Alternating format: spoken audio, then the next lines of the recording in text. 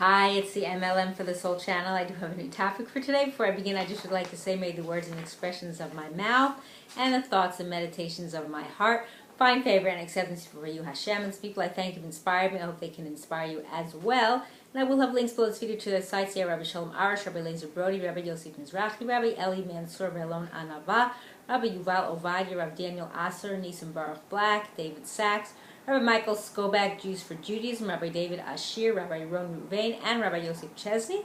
And as well, if you've never checked out this channel before, I will have a link below this video to my first video, which explains what M.L.M for the soul means, what it stands for, and what I'm doing. So today is the video for the upcoming Parasha Re'eh, and this is actually from Rabbi Eli Mansour's weekly Parasha Insights, and I call this "Struggles Will Lead to Success."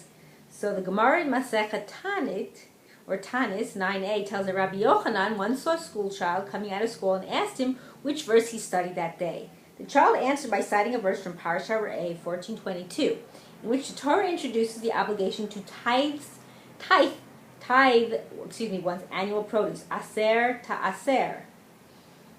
Rabbi Yochanan then asked the child to interpret this phrase, and the child answered, asher b'shvil shetit asher. Tithe so that you can become wealthy. You become wealthy. The phrase aser to aser alludes to the fact that by giving tithes, a mitzvah which we fulfill nowadays by donating 1/10 of our earnings to charity, one earns wealth. So the Kedushat Siyam, which is Rabbi Ben Zion Halbeson Ababov, offers a deeper insight into this story. He explained that when Rabbi Yochanan saw this student, he sensed that the child was struggling and was having difficulty understanding the material being taught. And so after hearing that the child learned the verse aser to aser, Rabbi Yochanan drew his attention to the interpretation, aser b'shvil shetit asher, that giving charity eventually brings wealth. When one parts with a portion of his hard-earned income, and despite having his own financial pressures and his own bills to pay, donates funds to charity, he at first experiences a loss. His balance in the bank drops, and his financial status appears to worsen. But with time, perhaps only years later, he will be rewarded for his generosity and will be blessed with wealth. Rabbi Yochanan was assuring this child that this is true of Torah study as well. At first, in the early stages of a person's Torah education, he invariably encounters difficulty. He feels frustrated and upset, figuring he is wasting his time as he struggles in vain to understand the material. But as in the case of charity, the rewards eventually come. Although the process of Torah learning begins with a struggle and hardship, one who invests the effort will eventually find himself capable of understanding and internalizing what he learns. The Mishnah in Avos famously teaches, Yagati umasati ta'amin. If a person says that he toiled in Torah study and was successful, he should be believed.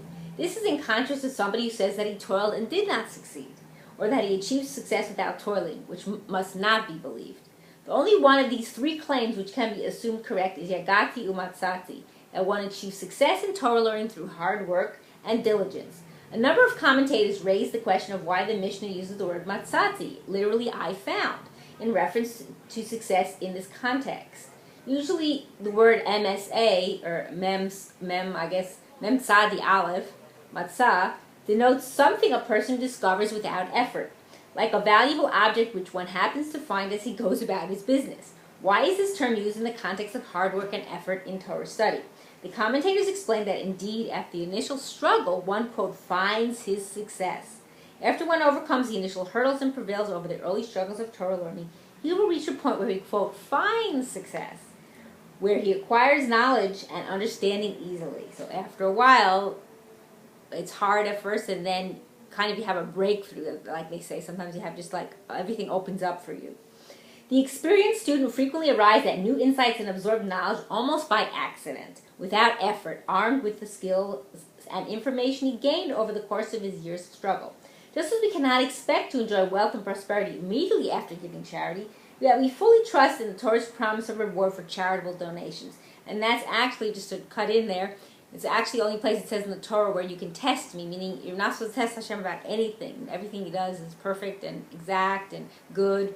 But it says in there that with Maser, when you give tithe, you can actually test him. Meaning, like, I'm supposed to be getting, I'm giving. But don't, like, you give the first time and think, okay, I gave, so why am I getting my, like, return? Return on investment. It doesn't happen at your will or whim.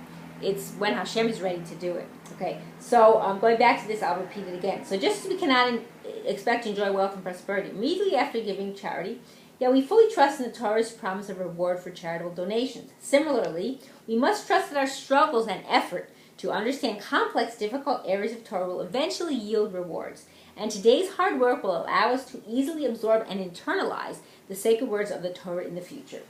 And I know sometimes it's hard for certain people, especially if they didn't grow up with Torah, to like get it, or they kind of veered off a little, or whatever. They're getting, unfortunately, chas v'shalom, absorbed into this futile society of materialism, so they're moved away from it. So it's hard for them to like be connected, because they're connected with so much other stuff that's tumah, that's impure and materialistic. So it's hard to like get into Torah and like really learn and then have an understanding. So you got to like break away from that. You got to remove yourself from that, because it's like you're emptying out from that part. There's more room for the real stuff, because you want to get the real stuff. So I hope and pray that we all will, and that we will all merit to live and see the coming of Mashiach speedily in our days, and the rebuilding of our final and everlasting Beit HaMikdash. Amen, and thanks for watching.